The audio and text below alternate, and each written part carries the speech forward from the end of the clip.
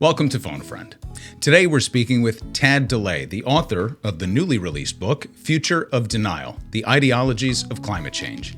Tad DeLay is a philosopher, religion scholar, and interdisciplinary critical theorist. His books include Against, What Does the White Evangelical Want?, The Cynic and the Fool, and God is Unconscious. He is an assistant professor of philosophy in Baltimore, and I absolutely devoured this book. So I'm anxious to dig into his previous titles as well. Now, there are so many intersections that speak to the work that we do on UNFTR that I know it will resonate with you. So, without further ado, my conversation with author and professor Tad DeLay. UNFTR!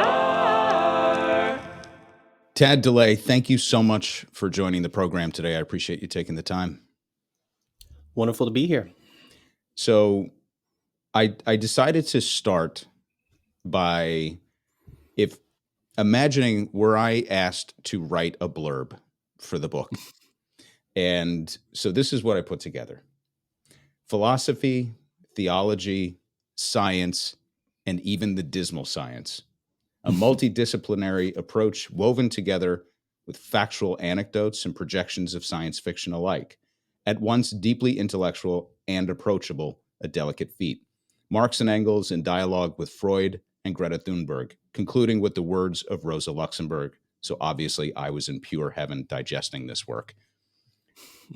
I feel every inch of that. What you put together here is magnificent, and I want everybody in our audience to order this book. So we will talk about that. But let you talk about your book by asking you the hardest, simplest question possible. What is the central thesis of your book? Yeah, sure. Well, thank you for that introduction. The thesis is that climate denial should be a flexible term designating a broad range of activity. It's best theorized as a tendency to negate threats, but that negation has to be in accord with certain material relations and ends up curating and justifying regimes of power. I wanted to think about denial as we often approach climate change denial in what I kind of think of as like a Protestant mode, where what saves you in Protestant Christianity is not the sacraments, but it's nothing embodied at all. It's getting your thoughts right. You know, the theologians would not like me putting it that way, perhaps. But if you think of being saved by faith, by grace through faith, right? The way it's usually put. That essentially means that you have to kind of curate and get your thoughts right in order to be saved rather than damned. And we often talk about climate change as if it's something where if we just all get our thoughts right, if we all just believe the correct things, then that will erupt into some sort of change in the mode of production. And that's just not quite how it works. I was struck by the way in which we tend to talk about denial in behavioral ways very commonly, but we reflexively confine ourselves to just talking about thoughts, conscious affirmations or disaffirmations of a certain belief when we talk about climate change. So, for example, we might talk about teenage recklessness as expressing some sort of denial of mortality, right? Or if you have a troubling symptom in your gut, you might be in denial about what that might be and refuse to go to see a physician, afraid of what they might diagnose. We talk about people expressing denial in like the midlife crisis, where their unsatisfied desire or fading youth converts into the expensive purchases or the affairs. People go to great lengths to talk around their racist ideas, or they drink away their troubles at work. We commonly talk about denial as something that is I don't love the term embodied, but something that expresses itself in material relations, activities, but we don't do that for climate change, right? And so I guess my book is essentially trying to widen the scope of what we consider denial. How does, to take my opening example, how does a massive wildfire in the Pacific Northwest not get interpreted as, oh, this is what happens when you have warmer, drier conditions, right? Erupts and more wildfires. And instead, you have these militants spring up to say, well, this must be because of Antifa arsonists who are, infiltrating our communities. And so we need to ferret out, those arsonists and find them and end up pointing weapons at reporters and families. I wanted to think about that, or the whole regimes of offsets markets, or the misplaced trust in carbon capture technologies, the racism, the economics, all of it as an expression of denial, because we cannot come to grips with the magnitude of the crises that we are facing. So let's talk a little bit about your background personally and how you were able to approach this from a theological perspective and a philosophical perspective. What did you study, and what has your career journey been? Right. So I'm a professor of philosophy. My background is training in religion and philosophy. And then, sort of during my dissertation, I got more into political philosophies, Marxist thought, psychoanalysis. And so I'm approaching it from sort of an interdisciplinary perspective, but I am not trained in the hard sciences at all. Although that's been kind of a lifelong side interest of mine. I should also say that I myself am no longer a religious person. I'm not a theist of any kind, so I don't want to kind of mislead on some of my, intellectual proclivities here. But I was raised in a very conservative religious culture, the Little Rock, Arkansas. I grew up very Christian, and sort of worked my way out through studying the theologies and philosophies, as it were. And so I ended up kind of doing graduate work in humanities. And when I started to kind of have a side interest in climate change, I would say kind of probably I started to worry about it around kind of midway through college. The Al Gore's documentary came out. There was starting to be more public discussion about climate change. And it was something that I had kind of been taught growing up studiously was not real and not worth caring about whatsoever. And during my graduate work, I started kind of keeping an eye on numbers about how many Americans just don't believe that there will be a future. We have pretty poor data on this. In my last book, I have a whole chapter trying to aggregate all of the survey data that we've ever accumulated on this, which is not a lot. But the best I can tell, somewhere between a fifth and a third of all Americans, as well as about 2/3 of white evangelicals, simply do not believe there will be a 22nd century, right?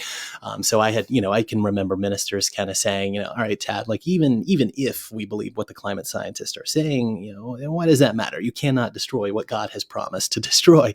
Beyond just the kind of parochial religious expressions of this. My mind always goes to Ronald Reagan's Secretary of the Interior when he sat before the Senate for confirmation. One of the questions he was asked is, "Are you going to protect the parks for future generations?" And he point blank just said, "I do not know how many future generations we can count on before the Lord returns."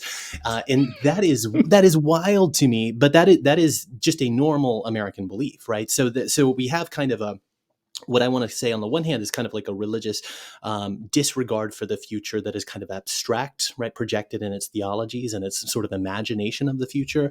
But that resonates with Wall Street, right? Which thinks not in like literal apocalypticism, but sort of thinks more or less in financial quarters, or at most the 20-year bond, and is not terribly interested in the long term, whether or not there is a 22nd century either, right? So the Wall Street and to kind of take William Connolly's, Johns Hopkins theorist, uses this term evangelical capitalist resonance machine to talk about how there are certain affinities shared between not goals, right? They have different goals, evangelicalism and Wall Street, but they have certain affinities that can allow them to resonate together in a sort of disinterest. It sort of leads us into this quotidian malaise of just refusing to address climate policy, right?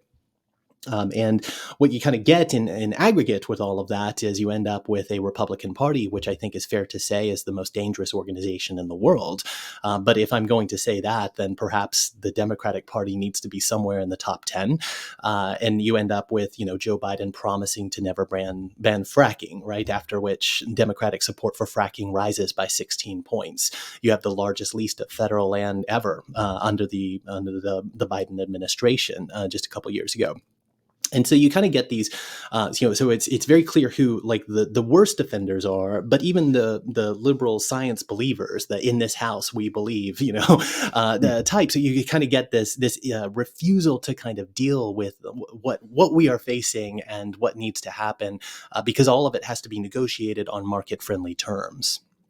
which I So realize now as I'm kind of getting into that may have kind of deviated from your first question of kind of where I came from. But yes, you can kind of see a trajectory from the how many people just don't believe there will be a future to how many people do believe, and it just doesn't seem to matter, right? well, I think that's a very powerful thread to pull through this narrative, because so much of the Republican Party base does come from that place. But what I loved about the book is, I think you have a sense of what my political affiliation is and what our audience enjoys. I think I have a sense of what your politics may or may not be. You're incredibly even-handed throughout the book.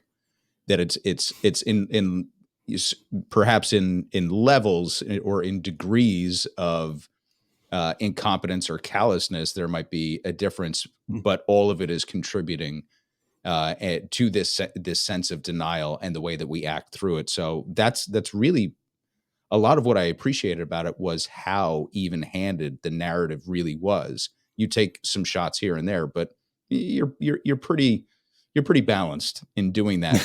But it's all backed up by science. And so even before we go further into some of the individual findings and the chapters here, um, you seem very, very comfortable in speaking to the science, the hard sciences, as you put it. So where did that level of comfort come from, and how did that become such a natural language to you? Well, like I said, I have always, I mean, going back to middle school and high school, I've always loved earth sciences and chemistry. It's sort of a result of me kind of having to work through a bunch of, religious baggage that I kind of ended up in the humanities. Otherwise, I think I might have gone into the STEM field, although I'm quite grateful that I am where I am now. What I would say is, I wanted early on to be able to talk about the what's on the horizon with a level of expertise where I was not simply relying on journalism. And so I wanted to be able to I'd read some of the IPCC, the front document that's usually like 40 pages long, called a summary for policymakers. I've tracked with those for a few years, but I wanted to really get into understanding, okay, how does a carbon budget work? What's the logarithmic equation for energy imbalance and forcing? How can I actually understand these things so that I can, if something seems out of whack, I can kind of just run the back of the envelope calculation myself to kind of see what's going on with the source. So an example is, early on, I realized I had this problem where one of my driving questions was, if we just burned all of the fossil fuels, how hot would it get? And I remember reading one climatologist that said 9 degrees Celsius, another that said 20 degrees Celsius. It's a pretty big spread. And then another journalist said 18 degrees, but didn't specify Celsius or Fahrenheit. So it could have been closer to either one. And I thought, okay, well, this is a number that if we do have some sort of idea of the correlation or the coefficient between carbon dioxide pulses and temperature, then all you would need to do is just to take the full volume of fossil fuels that we think exist, convert them into CO2, and then run them through the equation, and there's your answer, right? And so that's a related question of, how much are they worth, right? And that's a big problem too, because I could not find good numbers on that either. I remember reading in one book something like an estimation of $30 trillion, and I thought that is way too low. That's not possible. And so I wanted to run the numbers myself, and I wanted to get to a point where I could kind of show the reader, all right, here in the main text is what the numbers are. And if you really want to kind of get into how to calculate these things yourself, that's in the footnotes, right? So it's a little bit of a choose your own adventure. I tried to keep the numbers, try to keep a limit to the numbers of gigatons of CO2 on the page. I break my rules in a few places, and it gets a little bit heady. But for the most part, I wanted to have a readable text that kind of states, what's the volume? How much are they worth? How do we think about these calculations? What's the relationship?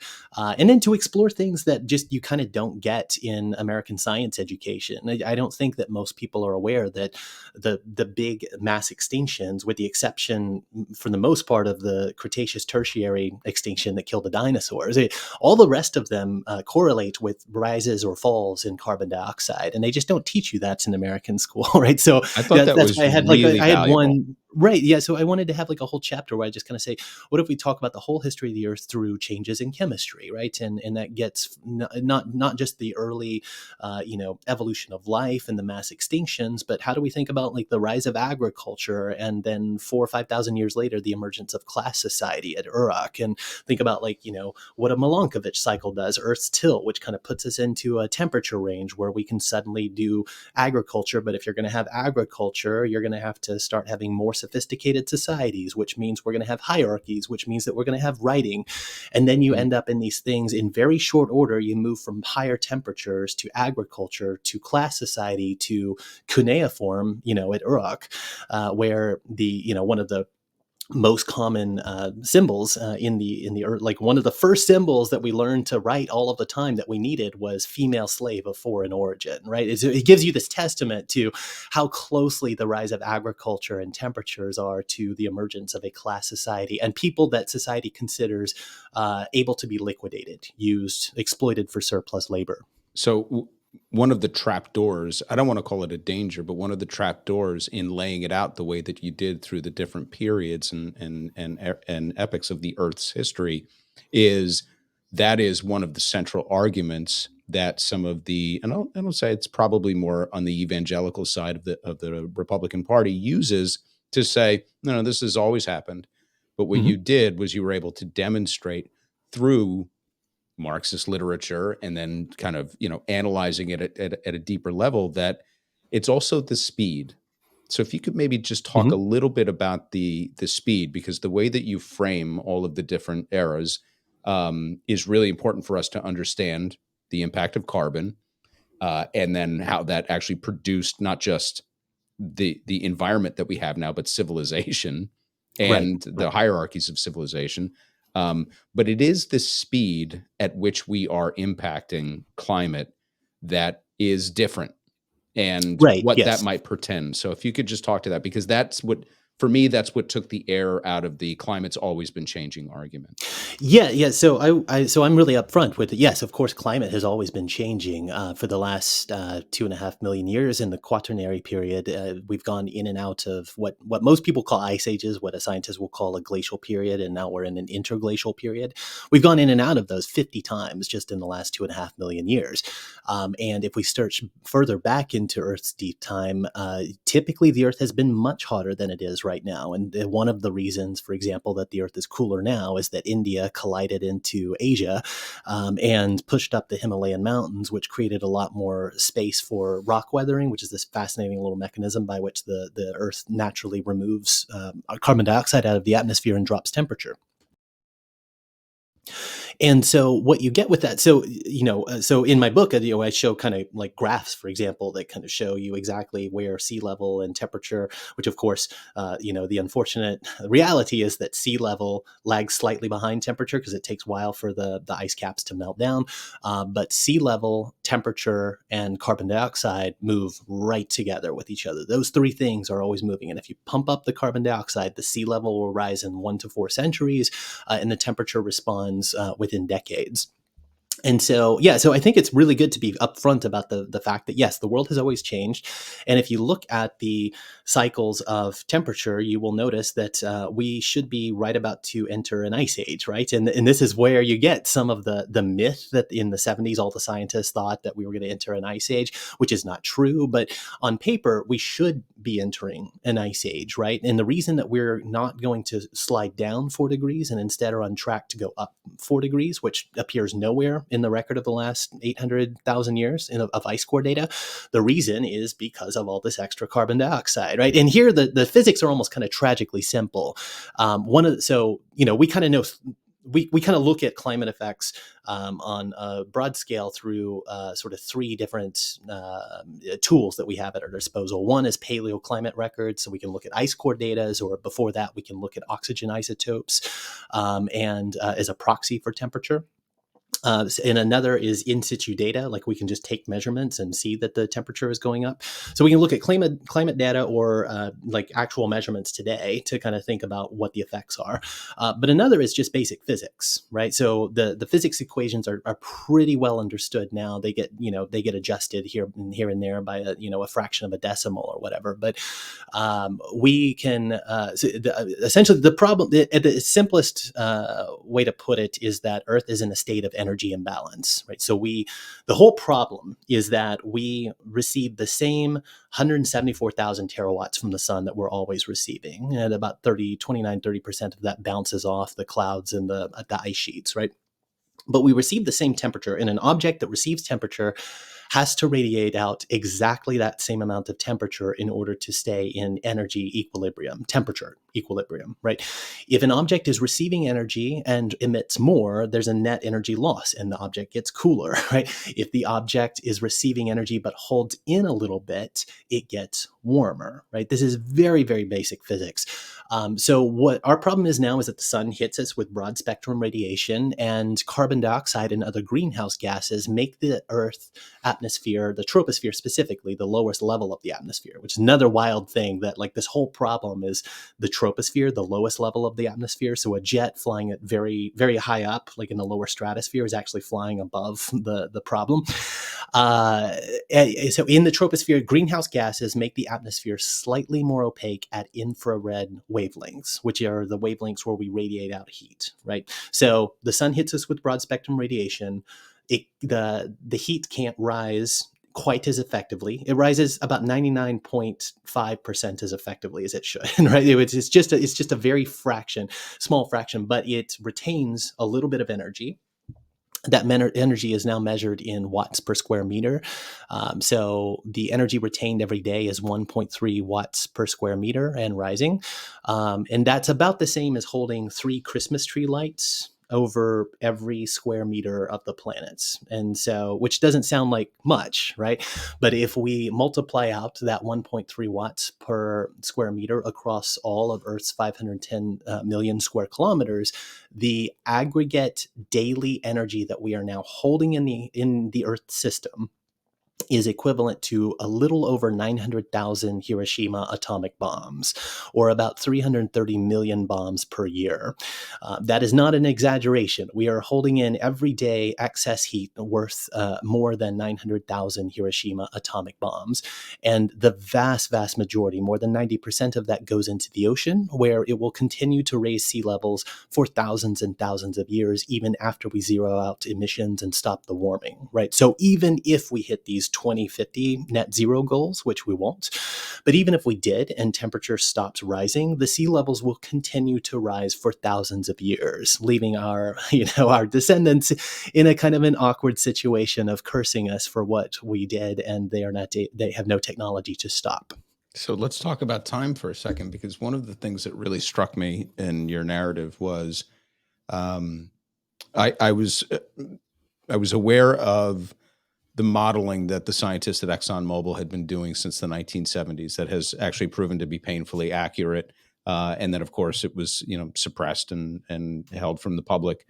Mm-hmm. And we did an episode about the military. We called it the climate industrial complex, where we talked about the military's involvement from a scientific perspective of not only how they too have been modeling climate change with pretty amazing accuracy, Mm-hmm. but building resiliency plans, not trying to counteract it, building resiliency plans for the inevitability that would be brought upon the planet. So Mm-hmm. I had an understanding, at least, that for, let's call it 50 to 60 years, we've kind of known at an institutional level, we've known what we're doing, what's happening, what's causing it, and what will come next. Mm-hmm. Um, what I wasn't aware of was Eunice Foote and John Tyndall. Yeah. Yeah. Can you tell us a little bit about them? Because I I do these interviews and I read the books and I go, I go through them and I'm always like, there's how did I miss this? This is just Right. one of those Yeah. Yeah. incredible I'm like, are you kidding that these people were doing this work? So can you tell everybody a little bit about them for anybody that doesn't know? Yeah, sure. So yeah, so it's very common to say that, in the 70s Exxon knew, and then I think people kind of over attribute what Exxon was doing. Exxon, it did end up taking some original documentation on carbon dioxide measurements, but all of that was kind of ancillary. Basically, you had the Exxon's research firm adjacent to it, a little daughter company, was reading what climatologists were doing and then writing internal reports about it to alert the heads of the company, who then just told them, like, we're going to Stop. cut your budgets if you keep doing this. But yes, so the wild thing here is that some of the most basic concepts that were experimented with, Eunice Foote and John Tyndall, were already understood slightly before the American Civil War. It is quite a bit older than just the 70s. So Eunice Foote was an amateur scientist. She was an original signatory of the Seneca Falls Declaration, right, calling for women's suffrage, right. This is how old this is, right? She was an amateur scientist. Going back and reading her paper, which couldn't even be presented by her, I think because of sexist reasons, before a scientific society. It had to be read by a man. She becomes, as far as I can tell, the first, and I've heard other climatologists say this, she becomes the first person to correctly identify carbon dioxide as the chief warming gas. She did not quite understand the dynamics by which it becomes the warming gas, which is the trapping of infrared wavelengths radiation, right? That was discovered by John Tyndall, who begins publishing on this in the late 1850s. He starts publishing before the Royal Society in England, and then writes a book I believe is published, Heat is considered as a cause of motion, something to that effect, in the mid 1860s. And this, of course, is what Engels reads and immediately tells Marx that he needs to read it while he's finishing Capital. And as far as I can tell, doesn't figure out what he's reading, which would have been wild. So I consider my work kind of an effort to stitch what Tyndall was discovering to what Marx was also discovering at the same time. But yes, so John Tyndall, is this Irish, I believe Irish physicist, working, presenting for the Royal Society in London. Marx was going to a bunch of his lectures and reading his work. But he becomes the first person to identify the way that carbon dioxide and other greenhouse gases, he calls it dry coal gas at the time, right? They're using these very archaic terms when you kind of look at it in literature, to say that what it's doing is it's trapping infrared wavelengths radiation, right? In his book, Heat, which doesn't really talk that much about global warming or the radiative effects of carbon dioxide. It's really only a few small paragraphs here and there. I had to search pretty hard for them when I went back through the document. He talks about how a planetary blanket is how he calls it, or a planetary envelope, could be created on another planet. He says, to raise temperature, and it's not clear to me that he's thinking in terms of combusting coal. There is another chemist called Svante Arrhenius in the 1890s, a Swedish chemist, who becomes the first person to try to calculate exactly how hot the Earth would get if you doubled the amount of carbon dioxide in the atmosphere. And he was thinking specifically about combusting coal. His calculations are 6 degrees, whereas we now think it's probably closer to about 3 degrees for the warming that you get from doubling the amount of carbon dioxide. But he's starting to calculate. I mean, again, you can do this just through the physics. If you have enough correct input data, you can kind of measure how much air is there in, like if you change these proportions, how much is the radiative effect. It's all, again, it's tragically simple, right? in a way. So we have known since the 1850s that carbon dioxide produces a warming effect. We've known since the late 1850s, early 60s that you could produce a warmer planet.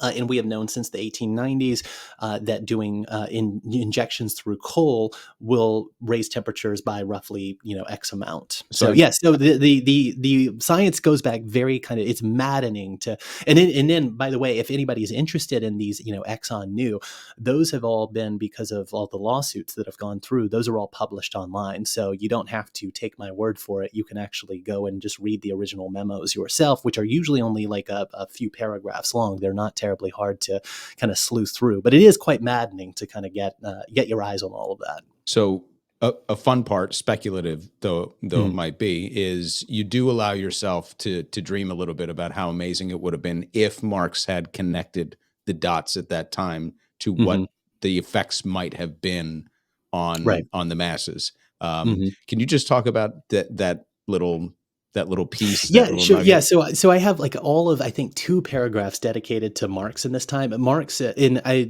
am very thankful for John Bellamy Foster, who wrote a really wonderful book called Marx's Ecology, and he was very helpful in private email correspondence, kind of working through. Because I was very interested in, was Marx reading Tyndall's book Heat?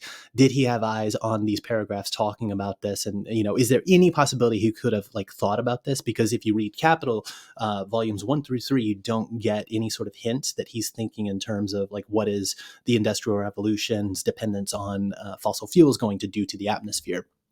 He is, however, reading Tyndall and several other chemists and physicists on soil. Right, they're thinking he's studying this guy because he's interested in what we would call the metabolic rift that capitalism produces, where you traditionally you farm land, you eat what you produce, and your human waste and animal waste gets deposited onto that same land. So there's a cycle of nutrients, right? Marx was interested in the way that with capital, you get a different thing where you farm food in one place and you transport that food to the city, and all of the waste gets deposited somewhere else, right? So there's no sort of cycle of nutrients in the same natural way that you would have gotten with, well, I don't say completely natural, right? We're still talking about farming, but closer. So I find it painfully ironic that Marx was reading the guy who discovered that raising levels of carbon dioxide would raise the temperature, and he would have known that this is what happens when you do coal, right? There's no interaction with this problem within capital, right? So that's the tragic irony, right? It would have been wonderful if he could have, in addition to thinking about the tendency of the rate of profit to fall, or these various other ways that he thinks about surplus value creation and necessary labor time and surplus labor time, if he had been able to kind of say, and what a factory is doing on a longer scale is raising the level of carbon dioxide in the atmosphere, which will have these other deleterious effects on warming, on soil fertility, on ocean chemistry, killing off the food chain. That would have been quite fascinating to see. Unfortunately, that I can find no indication that Marx put together what he was reading. Actually, the recent the mega the work that's being done to catalog all of Marx and Engels' unpublished writings has turned up some indications that Marx had a copy of Tyndall's book from 1870, right? So this is slightly after he publishes Capital Volume 1 in 68 or 67, right? 1867. But it's in that. So it's clear he was reading it after Capital 1 was published. John Bellamy Foster suggested to me that it's unthinkable that Marx wouldn't have immediately read it in a London library the moment that Tyndall told him about it in 1865, 66. So he was probably reading it while finishing volume 1, and definitely while he still kind of had volumes 2 and 3 unpublished sitting in front of him. But yeah, no detection, right? It's the same. Reading that, I had the same feeling as when I found out that he had written a letter to Abraham Lincoln, and for some reason that broke my brain, thinking about Karl Marx and Abraham Lincoln being contemporaries. I mean, it's just an Right. Yeah. obvious Yeah. thing, but just the way that Mhm. we have such an ethnocentric view of American politics on the world, and then you think that Mhm. Marx is just simply from another time. He's from the past, but Abraham Lincoln, that's our person. So putting all of Right. this Yeah. stuff in context and in time order, I find it super helpful. So I thought that was Mhm. really neat. So it's probably a good time to talk about the impact upon the classes. Um, and you do a really great job talking about the correlation of the increase in temperatures with GDP, the Mhm. 93% correlation, I believe it is. Mhm. Um, but the insufficient nature of GDP itself as a measurement and what it hides. Can you just Right. talk about GDP? Because the way that I rely on it, obviously, as a tool, as somebody who writes predominantly about socioeconomics, GDP is an important measurement Mhm. for how we kind of value entire economic systems. Mhm. But there's some fallacies hidden within just how we calculate it, and some things that it obfuscates that you bring out in this book in a really powerful way. So if you could just kind of give us an overview of GDP, its relation to the increase in temperatures, but also how it's kind of a destructive tool to analyze productivity. Right. So gross domestic product is a tool that we have that counts a certain thing and doesn't count a whole range of other things, right? I think of economics as essentially a field of theology for people who like to count things, right? And count a fairly small number of things, right? But essentially, an economy is a distribution of resources. At any given point in time, there are a set number of resources, and we have to think through how to distribute what those resources are, right? And those resources can grow, right? Or they can shrink. But at any given time, who gets what, right? And so this is a classic, going back to my second book, I made the same critique, but it's a theodicy question, right? In theological terms, a theodicy is an explanation for why there is suffering. Why do some people deserve to get a lot and others don't, right? The classic example of this is the book of Job, where, Job has these terrible events befall on him. His possessions are taken away, his children die, and he has to ask why did this happen to me? I don't seem to have done anything wrong.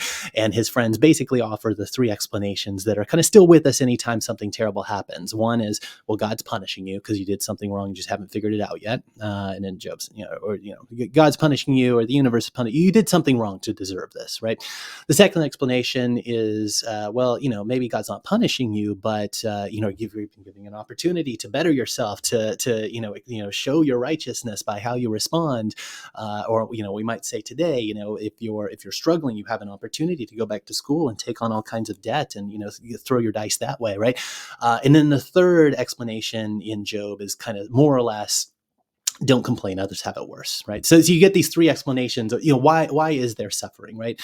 And you can think about theodicies in all kinds of ways.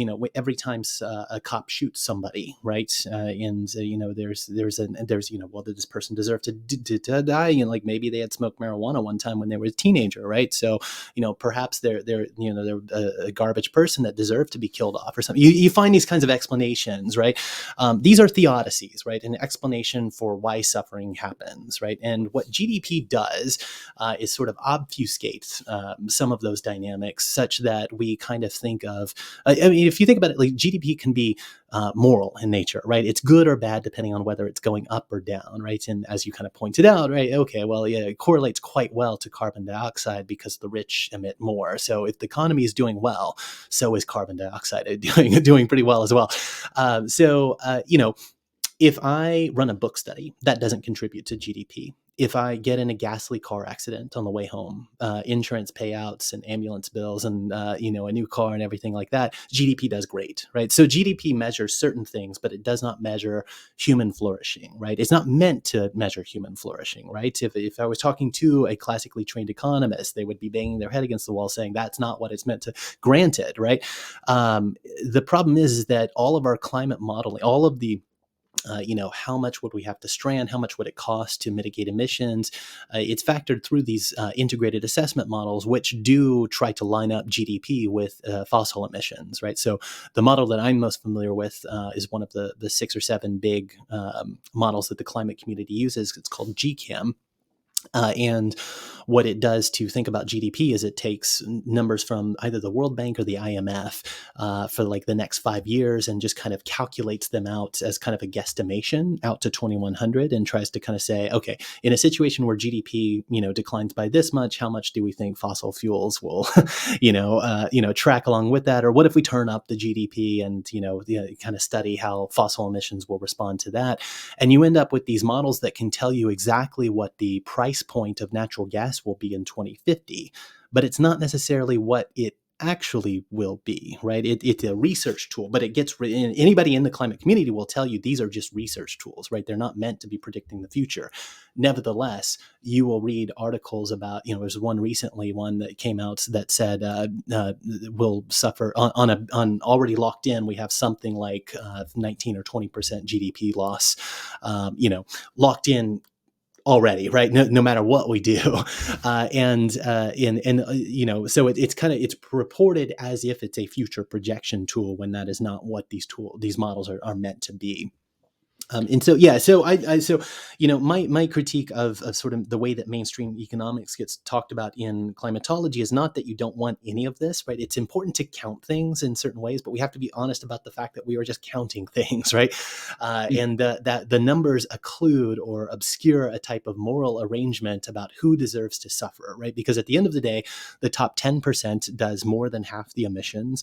The top 1% emits 1.5 times as much as the bottom 4 billion people. And so when we talk about GDP aggregately, it obscures the fact that Bill Gates might be emitting hundreds and hundreds of times more than an average American, but gets to say, well, I'm funding solar radiation management experiments and carbon capture, or he in his climate book he touts the way that he's so responsible because he purchases something called sustainable jet fuel, which is kind of a ridiculous. He's paying for something that doesn't exist, right? So So that's kind of generally what my I think what you left out there, though, is that he's actually flying Wonder Woman's jet. And so you have to take that into consideration. It's invisible. It doesn't exist. Sure. So let's talk about the politics of denial then. You make the case, you just stated, for example, that one of, what was it, Reagan's department, Secretary of the Interior, had made sort of that evangelical statement. What's interesting, and let me strike an optimistic note for a second from that exact period.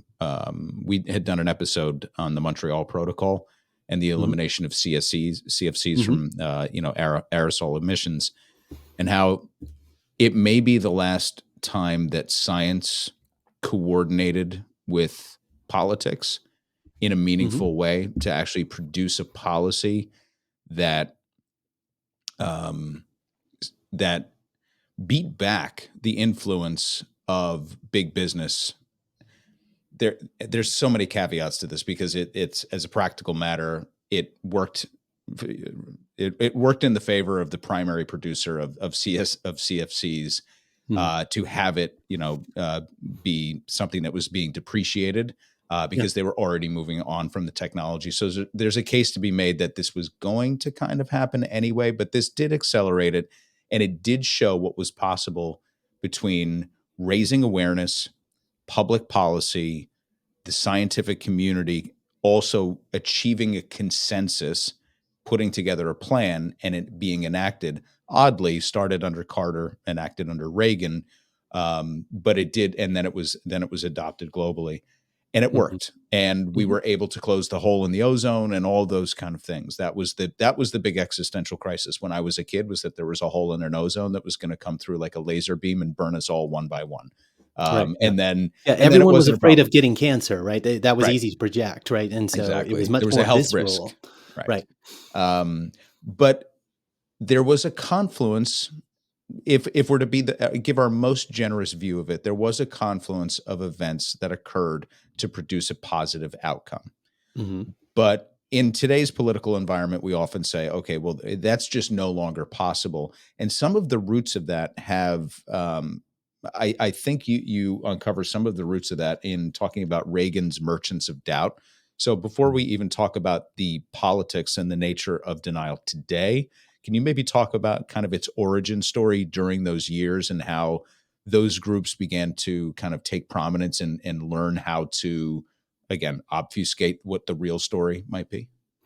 Right. Yeah. Well, let me pick back up on the CFCs. Right. The big difference between those and fossil fuels is that while the science behind them is just as clear, CFCs were a fairly small part of the economy. The economy did not run on CFCs, right? We run 4/5 of our energy come from fossil fuels right now. So it's a very different perspective, right? Fossil fuel industry is also a $6 trillion industry, $5 to $6 trillion, depending on the year, out of $100 trillion global GDP, right? And so it's a massive part of the economy in itself, but since it runs 80% of the world economy, what that also means that if you subtracted the fossil fuel industry, let's just to kind of think, if we kept them all in the ground today, right? what happens is a $6 trillion industry collapses, right, out of 100 trillion. You probably lose roughly 100% of the GDP associated with that energy. So now we're talking about a 80% GDP loss globally, right? So now we're talking about a depression that is 2 to 3 times worse than the Great Depression. And also, if we can't even pull them out of the ground for the Haber process that allows us to produce agriculture, like fertilizers for agriculture, then probably 3 to 4 billion people would starve in the first year, right? So this kind of is what we are dealing with is something that we can't scale up alternatives in the same way that we could simply switch to different chemicals for CFCs. So the origins of doubt. So when Exxon begins, and the rest of them also begins detecting what's happening, they began kind of launching a public misinformation campaign, especially Exxon, Shell does some of this. All of the industry would have known. They start organizing these compacts where the industries are all working together with chemical companies and other kind of American Enterprise Institute type, like affiliated organisms. And what Naomi Oreskes and Eric Conway explore in their book, Merchants of Doubt, which is wonderful. I highly recommend everybody get into this because it kind of looks at how the same figures where the guys that that establish the sort of the territory of climate change denial are the same guys who were arguing that we could shoot down nukes with lasers in space, right? They were arguing that the CFCs were not dangerous and we wouldn't all get, cancer. They were arguing that perhaps it would be possible to survive a nuclear winter and wouldn't be that bad. And if you go back far enough, they are also the same guys who were very often paid to do the lying around the link between tobacco and cancer as well, right? So the tobacco cancer guys are also the climate change guys. There's a 4 or 5 of them that are quite prominent. I won't go into all of the names, but essentially they draw some of them from marketing, like Fred Singer does a lot of, and it has kind of his connections with the scientific industry, but several of them are very prominent scientists, right? And they're kind of using their scientific expertise to kind of launder what the economists want them to launder, right? So the argument in Oreskes and Conway's Merchants of Doubt is essentially that after the end of the Cold War, there was kind of a vacuum where all of these conservative think tanks didn't have a cause anymore, right?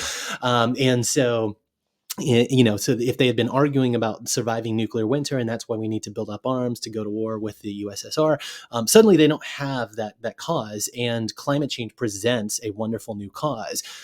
There's a guy, speaking before the Heartland Institute that, kind of made this point more recently and said, if everything is on the table for climate change, right, then nothing is too big of a cost, right? If it's the economy or the environment's going to win, right? And to be clear, he was taking the side of the economy against the environment. He was saying, like, we need to downplay this because obviously the costs are so high that nothing is off the table, right?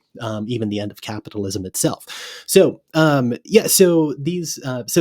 little cadre, pioneers, at first they're blaming imprecision in measurements, right? Is it the sun cycle that's heating things up? And I would say, to be fair, our instrumentation wasn't really good at like it wasn't like what we have now. Now we have NASA has a Ceres, it's called Ceres, CERES satellite system that pings the Earth and kind of measures. It measures what the sun is putting out and what the Earth is radiating out at the same time, and that's what allows us to calculate wattage per square meter. It's amazing, but we didn't have that type of sophisticated technology when these guys were pioneering arguments about like blaming it all on the sun. And so there is some natural variance in the sun, right? And our Earth's energy imbalance at the time would have probably been within the expected range of a sun cycle, right? Where the sun has like an 11-year dimming and warming cycle.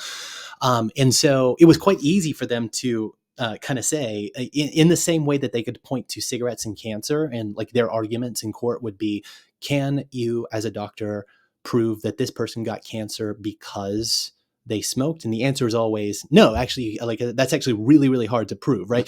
You can take a population and say population wide, X percentage of smoking leads to Y percentage increase of cancer. But to attribute any individual cancer, it's always possible that somebody got lung cancer from, inhaling air next to a coal plant or something else, right? That's possible, right? So these guys kind of pioneer just kind of clouding the waters, and that's where you get these conservative think tanks, Heritage Foundation, Cato Institute, American Enterprise, like these types of conservative think tanks that have a ton of money pouring into them because they're doing really, really important work. At first, doubting climate science, right? And then now what you see increasingly is they will say, yes, the Earth is warming, and yes, it's probably even caused by carbon dioxide from human causes. But what we need to do is study this much more, right? We need to pour more money into the sciences, which of course we do. But now the argument is kind of, they're trying to reposition as being pro-science, right? And so as to look more responsible for just a little bit longer. Because if you say, let's hold off until we have more research, what you're saying is, let's just keep an eye on it. Let's just not do anything right now. So in the way that we approach it, you discuss a paradox, and I don't want to butcher the name, but is it Jevons paradox? Is that how you pronounce it? Yeah, Jevons. Yeah. Jevons paradox, which I find interesting because I think it plays into how you describe President Obama's parting words, which were, look, we got better, we grew, and we reduced our carbon emissions. See, it's possible. The race toward efficiency, the way that many people personally would like to take personal responsibility by, let's say, putting solar on their homes or converting their cars or doing all of the efficiency constructs, but within the same exact capitalist system. But Jevons paradox actually tells a little bit of a different story. Can you describe that? Yes, Jevons was a 19th century mathematician who put out a document where he kind of said that as coal becomes cheaper to access, right, and we need less of it, the efficiency of the resource actually drives more use, not less, right? So we would like to think that if something becomes more efficient, we need less, but instead, it becomes more reliable as a resource that you're depending on, so people end up adapting to use more, right? So the Jevons paradox essentially is arguing that we cannot be saved by efficiencies. We need to, like one way to think about this. Sorry, I have to mute myself. I have a bit of a cough today. One way to think about this is that renewables don't help us with climate change, right? Which sounds wild to say, but renewables are something that we desperately need in order to weed ourselves off fossil fuels. But the problem is the burning and releasing of fossil fuels and releasing of greenhouse gases. If you use renewables, clean renewables, to displace fossil fuels, that helps the climate. If you do what we are more or less doing, which is have an exponential rise in renewables, but instead of using them to displace fossil fuels, essentially just pile them on top, that does not help the climate, right? And so that is the way that the Jevons paradox is kind of expressing itself right now, is that we are seeing exponential rise in especially solar and wind, also a rise in quite a few other renewables. And there are plenty of places around the world that are ahead of the US, right? That are actually starting to decarbonize their electricity grids a little bit. Electricity is also only 1/5 usually of sometimes 1/6 of the energy mix, right? So even if we got our electricity grid to 100% carbon free, if we don't use that to decarbonize all of our transportation and building, burning of fossil fuels, then what you essentially have is you still have a lot of fossil fuels, right? So you could have theoretically you could have a 100% clean grid and still be burning most of your energy on fossil fuels, right? So that's essentially the problem that we're looking at there. So I want to read a quote that you start.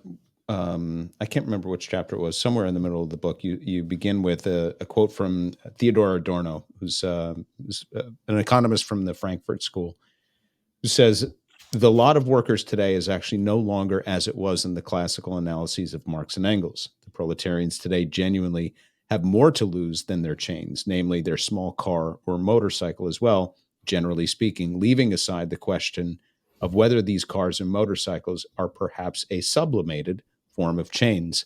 Mhm. It's a really powerful quote. I'd like to offer you a quote from my friend, is Billy, the philosopher king of Brooklyn, who said, "There's just too much good weed and free porn in the world right now to give a shit." Um, as just sort of an addendum to this whole Uh-huh. idea that just don't take away our weed. Please don't take away my car. Please don't take away the things that got me at least my smartphone. The things that got me at least what in the conservative ideology is their example of there might be inequality, but everybody's doing better than they used to. Mhm. There's always an element of truth in these type of arguments. And what I found in Adorno's quote is something really powerful about human nature and the nature of progress and satisfaction. That when we do satisfy a certain base level of needs and we begin to accumulate things, they can either be seen as chains, but they can also be seen as signs of progress and signs of comfort that people deserve to have. If they have it up here, I would like it down here. But so there is an interesting element of this in that to decouple, which is the concept I think that we really need to drive at here. The idea of decoupling capitalism is, I think there is a fear maybe that will come down on the very people, the masses, so to speak, that we're Mhm. trying to actually save, and that the wealthiest among us, the most privileged among us, will be able to adapt to the future, whatever that future is, just by hoarding resources, and Mhm. that if we do decouple and if we do abandon a capitalist structure, ultimately the people who will pay the price for this are those who have the least among us. So in this process, as you think about this from a moral perspective, from your theological background, when you think about this from a through the dismal science, when you think about this just even through a philosophical lens, the is there a moral case and moral discussion to be had about the decoupling and actually who should be in charge of this process and who gets what toward the end? I know that's an elegant question, but it all does come from Yeah, this well, idea that Adorno's putting forward. right, yeah, and it kind of touches on not just the decoupling debate, but within left circles, you have the degrowth versus eco-modernist perspective of we do want people all around the world to have a higher standard of living, and that may require fossil fuels for the foreseeable future, right? And I want everybody to have clean water and electricity, and then also their pornography and weed as well, of course. But we need people to be able to have the essentials met, and to talk about addressing those needs, puts us in a position of having to say, well, okay, how is this going to work in the West, right, and in the global North? Because I have a very, very hard time imagining without the dialectical conditions for revolution. I have a hard time imagining any of the working classes, to say nothing of the bourgeoisie, allowing policymakers to do things that are going to hurt GDP. And so, I mean, so you refer to Obama bragging about decoupling. It is true, at least on paper. It is occasionally these numbers kind of toggle back and forth, but something like 3 dozen developed nations are growing in GDP without growing in fossil fuels, right? So, or diminishing in fossil fuels. So, like the United States aggregate output uh, greenhouse gases has been dropping for a couple decades now. So when Obama bragged of that after the end of his term, he releases this paper kind of saying, we under my administration we decoupled, we've done it, right? And one of the awkward little things that you dig into the data is that a lot of that was because we moved about a third of the reason that we dropped emissions was because we switched from burning coal to burning natural gas, right? So a significant portion of what he's bragging about is switching out one fossil fuel for another, right? Because natural gas produces half the emissions per unit of energy that coal does, right? So politically, I am more or less I have to own up to being a climate Leninist, right? I think the obvious solution is that we need a vanguard party, we need them all over the world, and we need central planning for use value instead of exchange values, right? Simple enough, right? But we don't have the dialectical conditions for revolution, as far as I can tell, hardly anywhere. So what does that get me? I mean, I've produced a bit of idealism there, and what that kind of includes is the fact that my life lifestyle is built on the suffering of others, right? I get to live as kind of a comfy professor because other people are not paid enough to pick the food that I eat, right? And I am I'm talking to you on a computer that's powered by, a coal plant that's poisoning the lungs of some small child somewhere else, right? Who will die of cancer, and I will not think of it, right? There's the critiques also of things like cobalt or coming from the Congo and so forth, right? My lifestyle is built on a massive amount of suffering, and I don't want to give ground on that. And more importantly, when the changes ramp up and things like, produce become more expensive, well, we have a really recent example of what happens when people go to the grocery store and see that their prices are rising, right? They get really angry at policymakers. They want anything done, no matter what, to bring that inflation back down. And we start having, again, discussions about GDP and inflation without clarifying that, hey, anytime we have inflation, one thing, there's multiple reasons that can kind of go into that, right? But one thing that's always happening is that the people who own are raising the prices, right? I mean, that's what inflation is, right? You don't get inflation without that. So when that happens, you have central banks that are toy with interest rates, right? And people who are struggling to get into the middle class want to keep interest rates low so that they can have a chance at getting a house one day, right? And so that they don't lose their jobs. And if any of that interest rates or toggling around with subsidies for fossil fuels or for agriculture, if any of that starts to touch on middle class American lifestyles, there was going to be a revolt, right? And they will tell policymakers, look, you've got to do what you got to do. You got to turn on the coal plants and the natural gas. You've got to lease more of this stuff because I don't want to give up my car. Right. So we've made the argument in the past that absent, and I think it actually came out of the climate industrial politics episode that we did, that absent a global centralized effort to nationalize first the fossil fuel industry, but also elements of agriculture and anything that would be seen, transportation, anything that would be seen as core and vital to the economic infrastructure of the world would have to be taken over through a central planning mechanism, which would require some sort of vanguard party. So I'm in complete alignment with that, with the concept of that. And only in terms of it being a thought experiment of, okay, so we know that we know that carbon sequestration, there's a role for it to play. We're probably going to need fewer people. That's happening anyway. The population's going to peak within the century. We need afforestation. We need mass transit, but on an electrified mass transit on a mass scale, so that people can move about. And it even gets into broadband for all. And you touch on all of these different policy shifts and changes that could happen to ameliorate the situation, to give us a fighting chance, not to necessarily hit the IPCC targets, which I found really interesting, but to establish an equilibrium. And the concept, the way that you described the climate, the planet being in equilibrium, for some reason, it resonated with me differently and better than any other explanation that I've read about it when just reading the policy summaries from IPCC, as you know.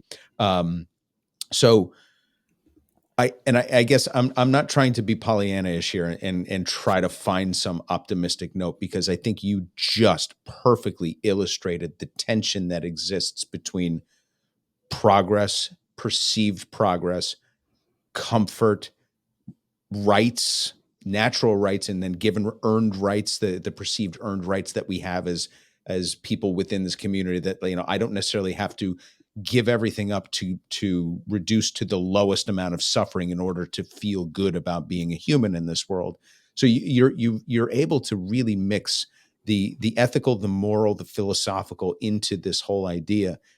And what struck me was this idea of equilibrium, that we don't have to get further down. We don't have to be net zero and then some. We don't have to kill off half the population. We don't have to do any of these things. What we have to do is understand the science back into it that way. And the science is to achieve this equilibrium that will at least keep the planet inhabitable, keep it productive, keep some biodiversity, keep us and keep us, I guess, able to exist on this planet without mass kill. So can you just talk about the science of equilibrium and the way that you explain it in the book so that we're all kind of level setting with the same conversation?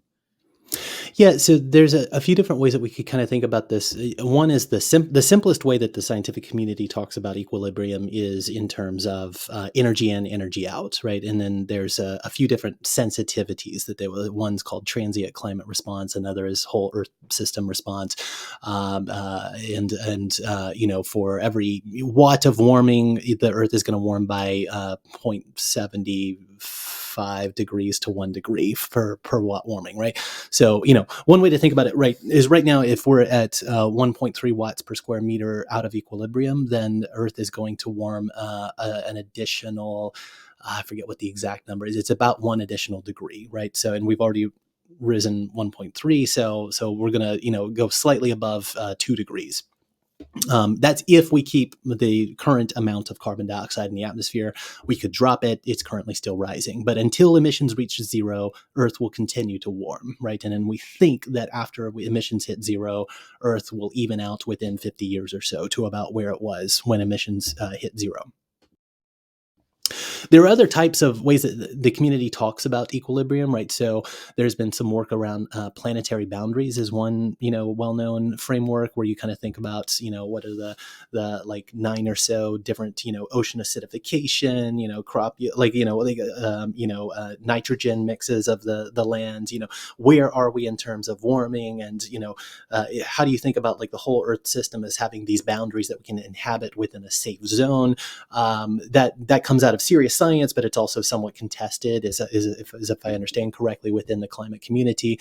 But equilibrium is also, we could apply this more broadly to like, what kind of society do we want in terms of a carbon footprint, right? And I don't mean like to moralize about how you reduce your own carbon footprint, but the average American's footprint is 14.5 tons of carbon dioxide per year, whereas the global average is more like 4, right? So we live, out of equilibrium by something like, 3 or 4 times as much as we should.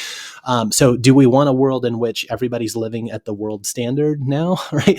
Or do we want a world in which everyone's living at the American standard? Is there a way to get everyone to the American standard of life without, carbon dioxide emissions? Yes, of course there is, right? We need clean renewables, but are we going to be able to deploy those in time?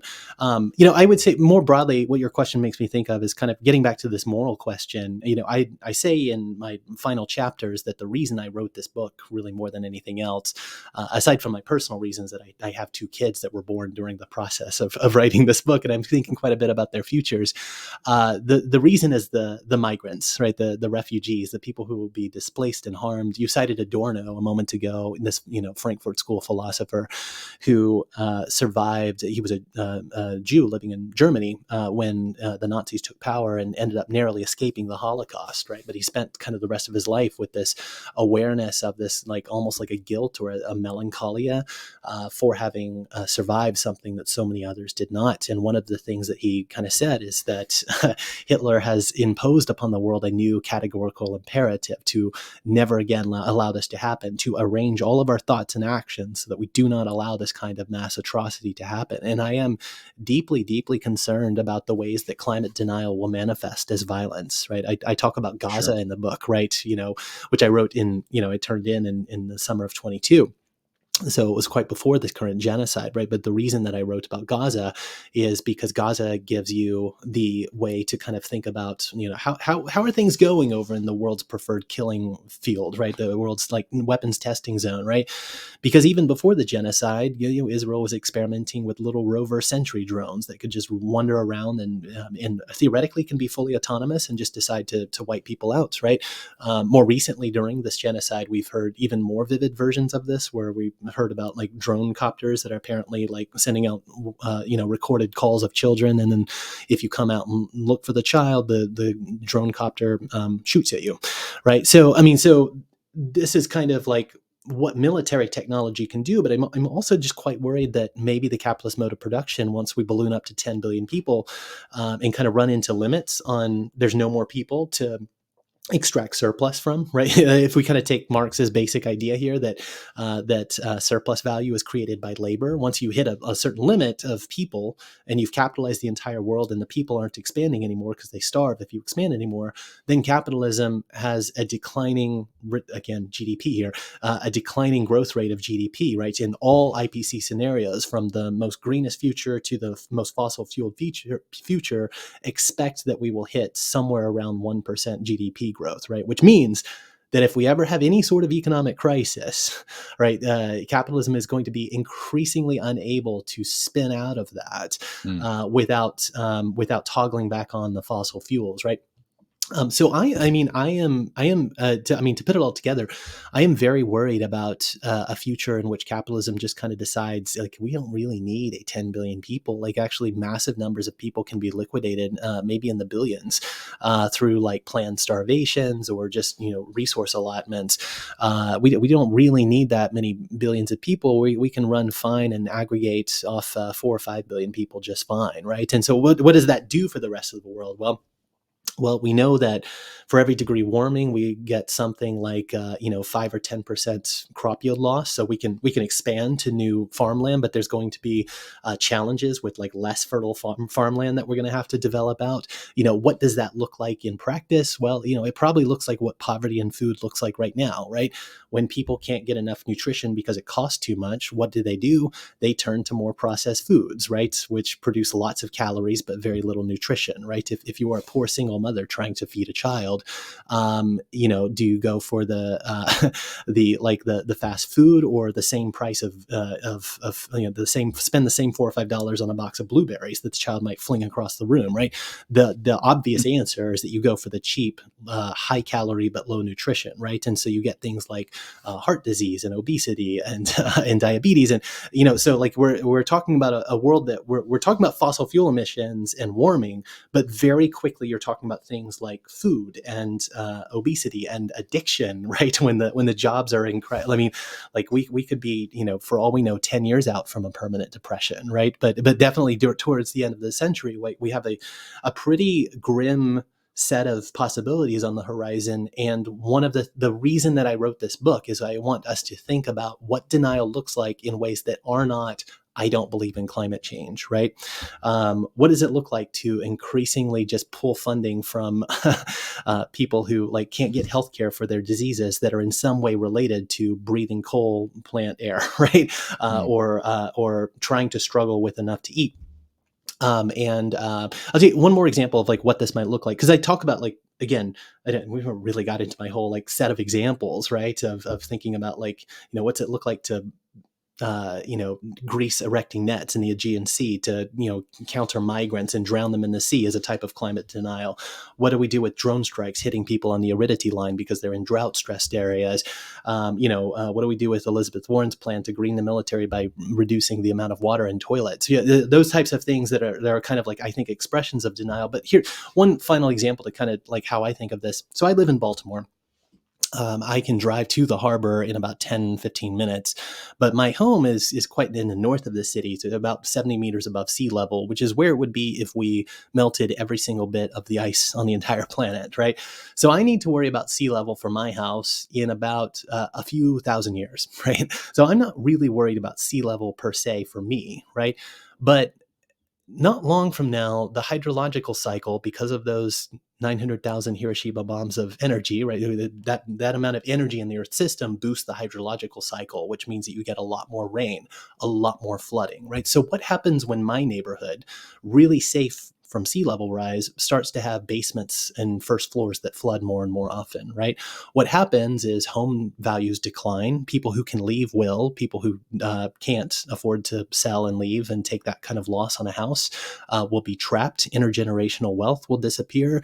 And that means that people's property values decline. That means their funding for school, like the millage taxes, decline as well, right? So the schools start to suffer, which means the community suffers, which means businesses start to pull out, which means police budgets just balloon as crime rates soar from people who are trying to struggle to survive, right? So I want us to think about climate denial not as just, I don't believe in climate change. I want just to think about the ways in which a police budget can be a manifestation of climate denial, right? Because there is just no way, and this is, for anyone listening who kind of thinks like, I can't keep my head around this, nobody can keep their head around all of this. There is always something else to kind of explore for what might be on the horizon. I have yet to encounter a climatologist who seems to have a commanding sense of all of the different problems on the horizon, right? They're very kind of like narrowly focused on their area of expertise. But there is always some sort of new dynamic, and it is impossible to keep it all in our head. So I want us to get better at kind of seeing how these systems interlock, because the amount of violence on the horizon could be quite drastic. Unfuckers, this isn't the last you're going to hear from Tad DeLay because, Tad, I'm actually quoting you in our next piece. Surprisingly, as I got toward the end of the book, you had some rich information on the LAC nations. So there's the economic trade zones in Honduras as an example. Mm-hmm. How once I saw Grover Norquist's name in there and his belief system about the Northern Triangle and how productive that could be in terms of subjugating labor. There's some really good stuff in there because we're doing part 3 in our series Over the Borderline. The first was to talk about, was to sort of localize the migrant crisis in New York City and how it was stretching social services and the concept of sanctuary city. So giving it sort of a different shape and a different lens that put it into national headlines. The second one was about the politics of migration. And this third one that we're closing it out on is the economics of migration. So there was some really great insight and some rich data in the book that I'm going to be pulling from to complete that series as well. So I just wanted to say thank you. So don't worry, Unfuckers. Tad will be back at least in quoted form in that.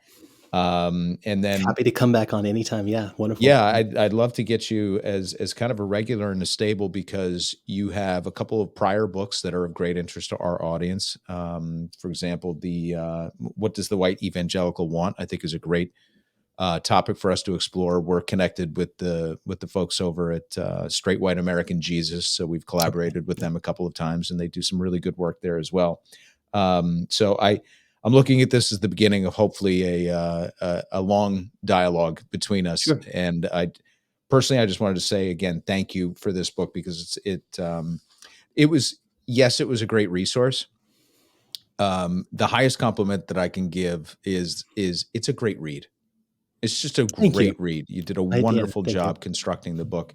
So tell I wanted everybody, it to be a fun, I wanted it to be an enjoyable book to read, right? And not just a science book. Yeah. So, so that's wonderful to hear. It's not fun. So that's probably the wrong word, but yes. Yeah. But I did find it riveting and the way that you infuse the anecdotes in it and even projected like, okay, so let's just follow this down a logical path, just in the way that you summarized that towards the end, which is why I wanted to end it there. I thought that was a really beautiful construction of how we can think about these things and start to internalize these concepts without getting lost in the data or the denial for that matter. So if people want to listen to a little bit more about it, if you could just tell everybody about the podcast and also how they can order the book. Yes. So I produced a 3-episode podcast that you can find by just searching Future of Denial on Spotify, Apple, or wherever you get them. Future of Denial, it's a 3-episode. One's an introduction to what I'm arguing in the book. One's the psychoanalysis and kind of looking back at ancient responses to plague and how humans usually deny things when they don't really have any meaningful agency under the regimes in which they suffer. And then a third is on the Marxism, the fossil fuels. What do we do with the fossil fuel reserves that are worth $259 trillion, right? We're just going to give those up, or are we going to take $1 trillion here, $1 trillion there?